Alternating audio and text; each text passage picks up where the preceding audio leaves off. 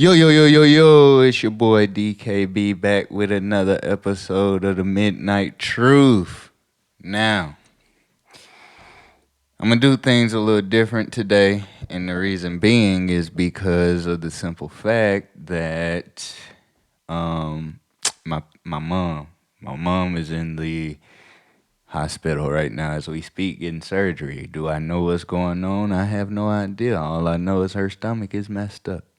That's all I know. So I just need prayers from y'all for real. Yeah, it's kind of a somber moment. My mama ain't never been down and out like this in a minute, and she been down and out for a while. You know what I mean? So it's like I've been trying not to think about it, but it is what it is. So I'm gonna do a little something different today. I'm gonna tell a story or tell stories about my parents and our relationship. Now, mind you, I done already tried to do this with my parents. It didn't work, so I'm gonna do this with y'all. See how y'all reactions do. Just for the simple fact, it's therapy for me. So let me start off by saying that I love my parents dearly. I love them deeply, and I appreciate everything that they've done for me. But, but and being a grown man, I recognize the love that they have for me.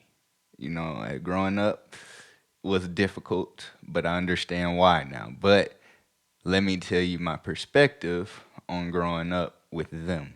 Not that it was all bad. Not that it was all bad. It wasn't bad at all. I had a great ass childhood. But the love that I wanted from my parents, I never really got. The love that you see from everybody else, you know, parents and at least seemingly parents and kids be like this, close knit and talking and doing activities. I never got that luxury. Now, growing up, I had a good childhood. I got toys, I got this, I got that, but I never really got to know my parents like I wanted to know my parents. A lot of times growing up, I felt like my parents were uh, an obligation of love. What I mean by that is they didn't love me like you would think.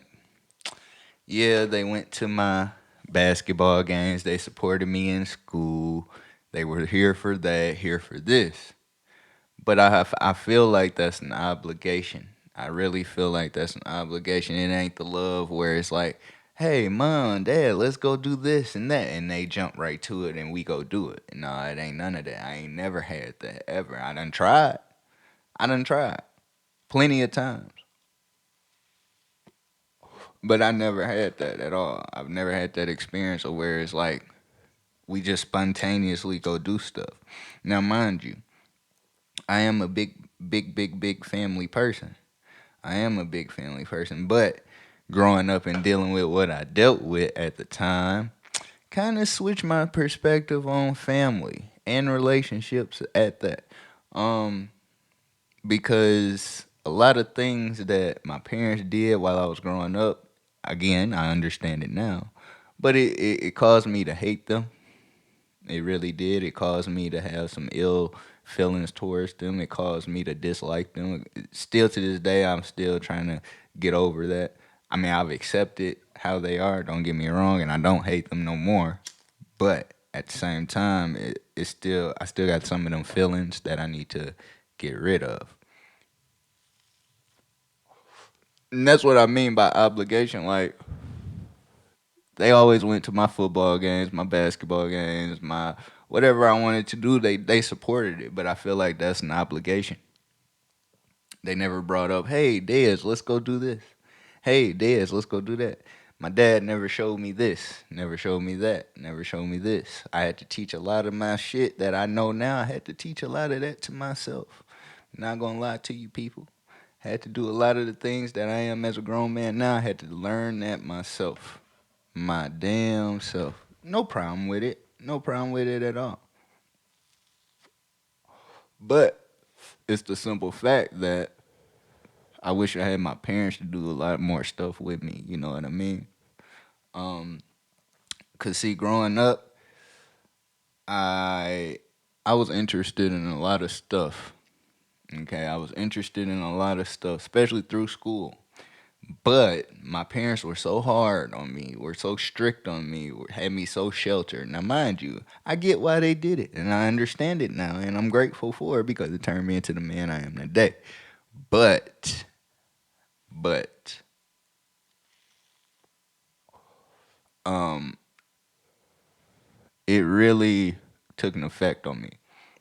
For example, when I went to college, I didn't feel as free as you would think I would feel. I didn't feel free at all. People like I still was under my parents' breath, still had their hold on me. And all I could do, all I could think of was what they embedded in my head all throughout my schooling career. You gotta pass. You gotta pass. You don't pass, bad gonna happen to you. You don't pass, da da da da. Don't get less than a C. Da da da da. Just embedded in my head through my whole entire schooling career. That's why I never got into activities in college like I wanted to, never got in clubs like I wanted to, didn't play basketball like I wanted to. I just simply got on the mic. Yes, I am a rapper, a producer, DJ, etc., beat maker, etc., etc. But besides the fact, all I did was school, school, school, school, school because that's what my parents instilled in me. So much so, I had to earn a car in my freshman year in college. One of the hardest things you can ever do in college is not have a car, especially when you live far away from your people. Now, mind you, I only live 45 minutes away from my people, being that I was on my mom's side of the family area, environment, whatever you want to call it. But I was still far, far away from my people with no car. So I had to rely on other people, and relying on other people is sometimes your worst enemy, for real. But back to my parents though.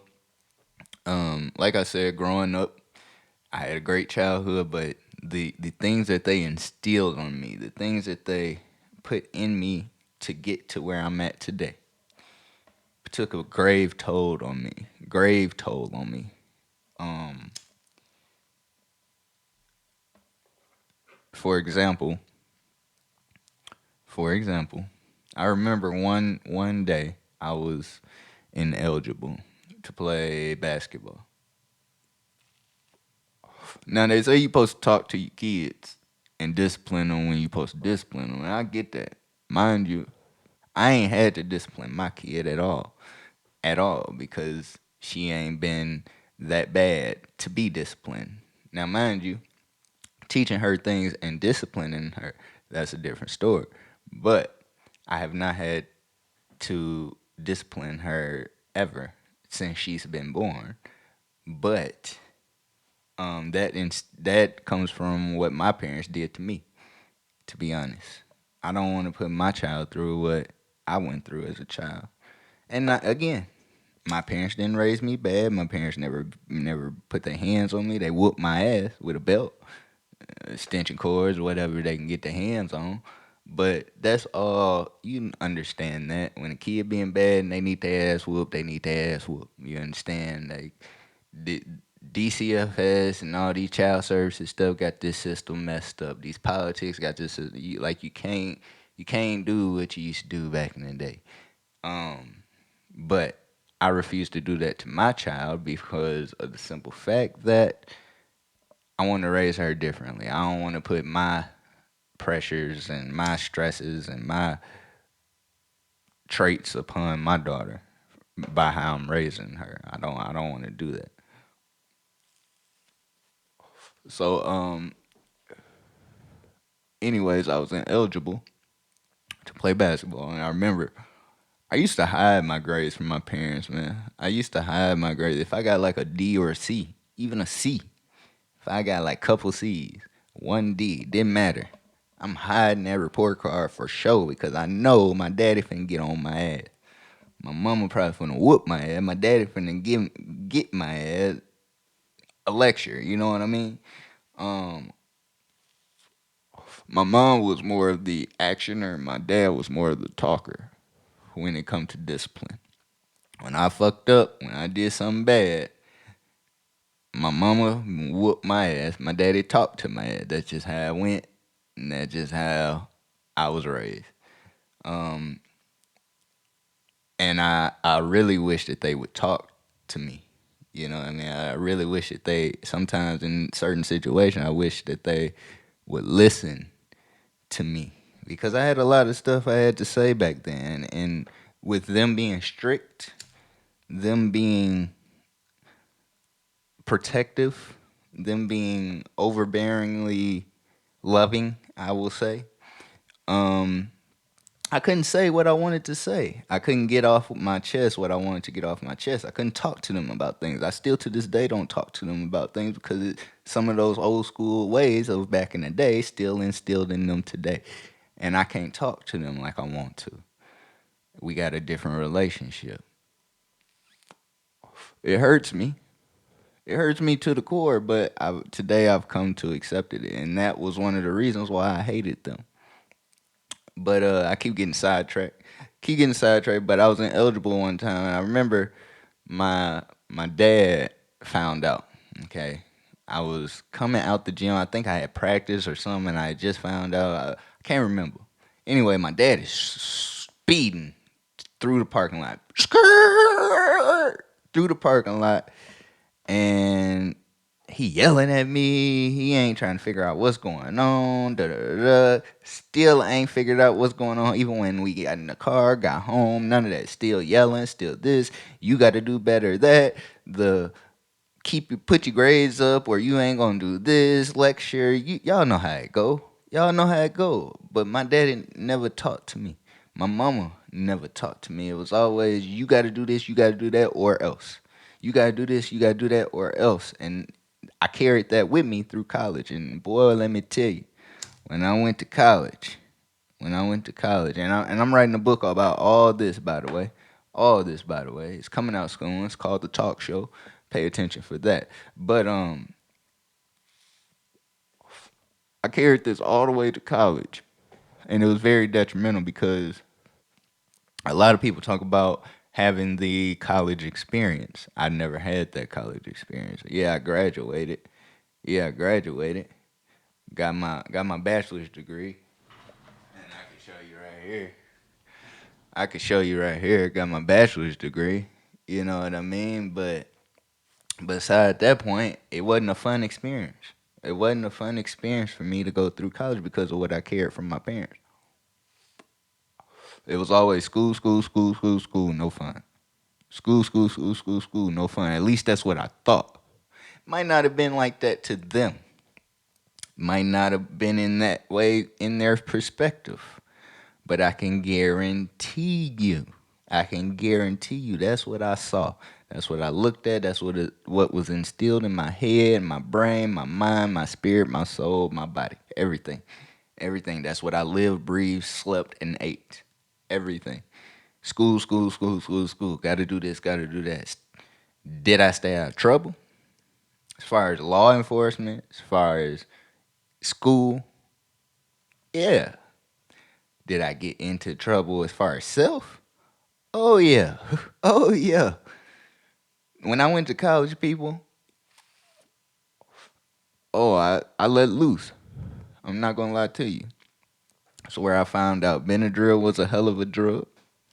Yes, people, I said Benadryl. Over the counter Benadryl, the allergy medicine, Benadryl. It is a hell of a drug. And yes, I was addicted to it, and yes, you can get addicted to it. How was I addicted to it? I used to use it to go to sleep because I never used to sleep. I used to be so stressed, so depressed, to the point to where I would take Benadryl 3, 4 at a time, 2 at a time, 6 at a time, just to go to sleep. But come to find out, I never go to sleep. I'm high, sleepy as ever. It's almost like taking lean. It's almost like taking lean, but a little bit worse. A little bit worse. Had a near death experience on Benadryl, but that's another story. We gonna talk about that in another episode. But got on lean heavy. Got on lean heavy. Shout out to my cousins. I ain't gonna say your name, but shout out to my cousin, cause that was my favorite drug, lean. Then I found out Lil Wayne was having seizures and this, that, and the third, and I stopped. Cold turkey. Didn't want to do it no more. Didn't want none of that to happen to me. Never did none of the hard stuff, people. Never did none of the hard stuff. Don't want to do none of the hard stuff. Nigga, look at me. I'm skinny as hell. What I'm gonna look like doing the hard stuff and get even more skinny? Come on now. um. So weed, of course, as you can see. Alcohol. All these things were Adderall, Xannies. All these things were results of my parents' pressures, my parents' stressors, having me stressed out, having me depressed. And yes, I've been dealing with depression since my brother died in '09. That's where my depression comes from. In case you people that know me didn't know.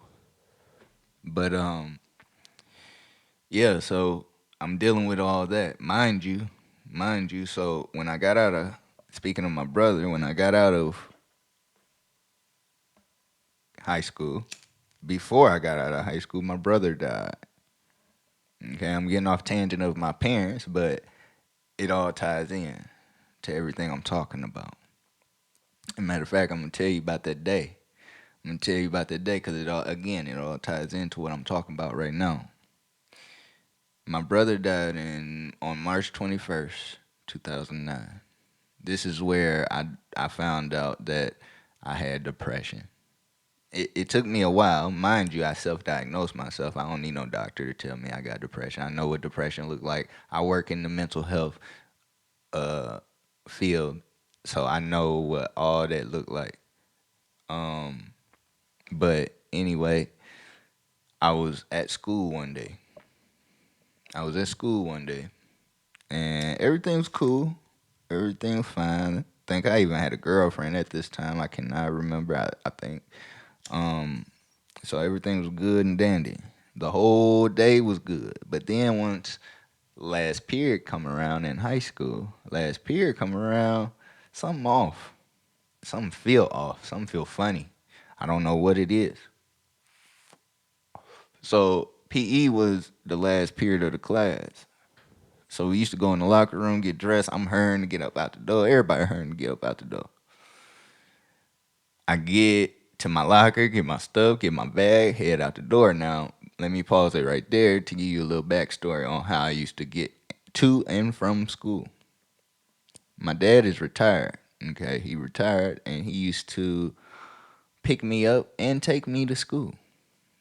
Okay, but this day something was different, and I'm gonna tell you what the difference was. This day, my mom picked me up. My mom picked me up. Something that was off is now coming to fruition. So I go outside after I get my things. I go outside and I see my mom in the distance with this sad look on her face, but I can't really tell because, mind you, I'm wearing glasses, but I didn't have my glasses on at the time. And I can't see far away. So I can kind of see a sad face, but I get close to the car, closer to the car, and then she tells me that your brother died. Worst day of my life. Why was that the worst day of my life? Because that was the closest brother that I've ever had, the closest sibling that I ever had in vicinity, spirit, mind, body, all that. I have three brothers, one sister. I have this one that died. I have two more brothers, one sister. And this brother that died was the closest one to me. Genius, smart, We as kids, all about computers, all about tech. We used to chop it up about everything that I like. Games, music, whatever. He was him. Okay. He was Himothy. All right. He was Himothy. And then all that got took away from me. Died in his sleep. So I don't know how he died. But um I just know he was 36 and he had hella complications. He had strokes, he had heart attacks. I can't tell you how many of either. He was on dialysis. He was paralyzed on one side. I believe it was his left side. And it just messed me up to see my brother gone in an instant after I just seen him a couple of weekends before, fine and dandy as normal as he could be. Number two, I never got to say goodbye. He was just gone in an instant, just out of there, finito, gone to another dimension, gone to wherever we believe that people go to, you know? But see, where this ties into my parents is my parents never realized how bad it messed me up. Tried to talk to them about it, about this subject. Nothing. And that's not their fault. It's just how they raised me, you know what I mean? And it is what it is. I get it. I understand. My parents love me. I get it. I get it. But I never they never listened to me. Have listened, will listen, ever listened to me. They didn't listen to me then when I was telling them how bad my brother was affecting me. And if I didn't say nothing, I said okay. It was okay and just kept it G. You know what I mean? Kept it G. Um, so they never helped me with that. That there's one strike. There's one strike. Um, strike number two. Strike number two. I always felt like being who I am and who I was, being around the people that I be around, and mind you, where I'm from, yeah, it's the hood, okay, but it ain't dangerous hood as far as Chicago, Los Angeles, Compton, all that. It ain't none of that, but it is the hood, okay. So I hung around a bunch of hood people, all right.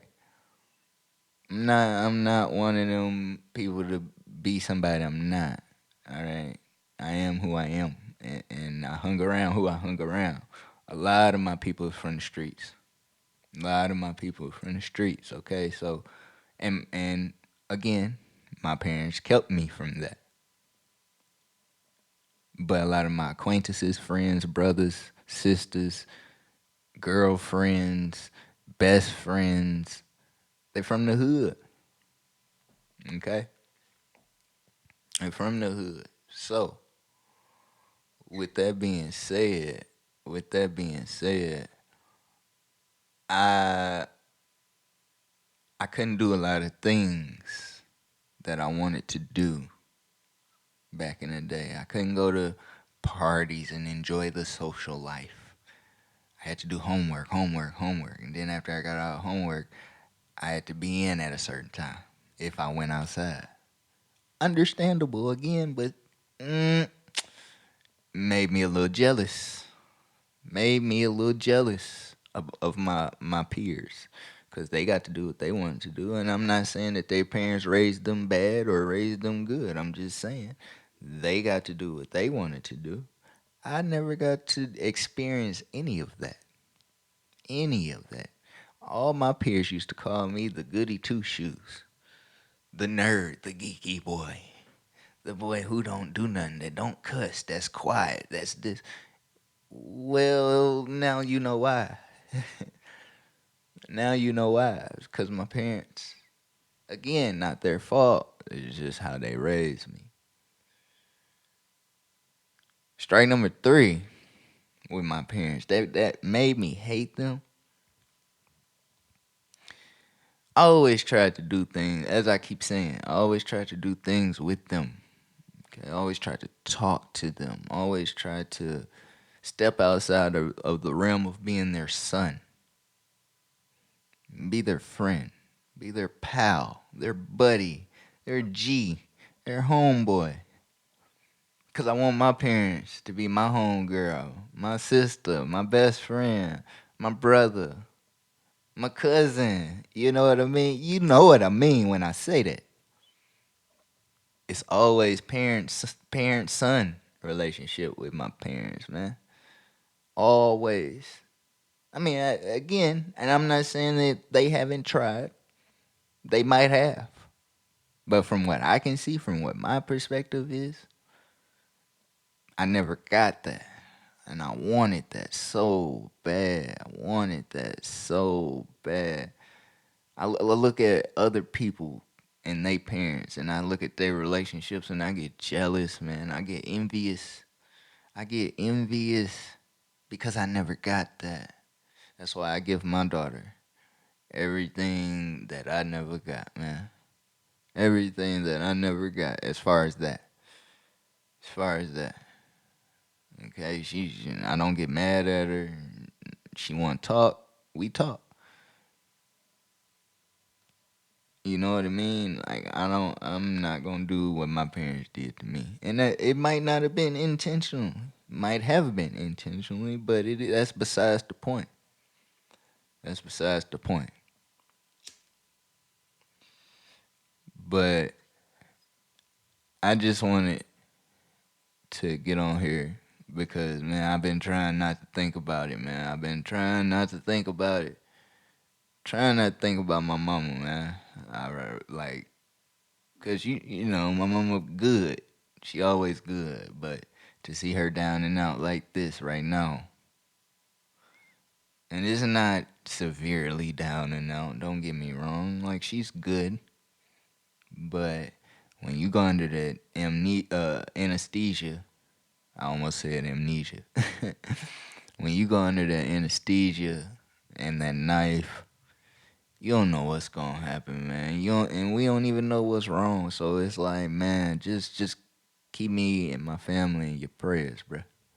Keep my mama in your prayers, bruh. Because you don't never know what's gonna happen today, tomorrow, and the next second, the next life, whatever. You don't never know, man. We ain't that powerful. So stop being assholes.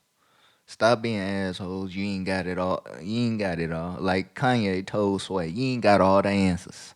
You ain't got all the answers.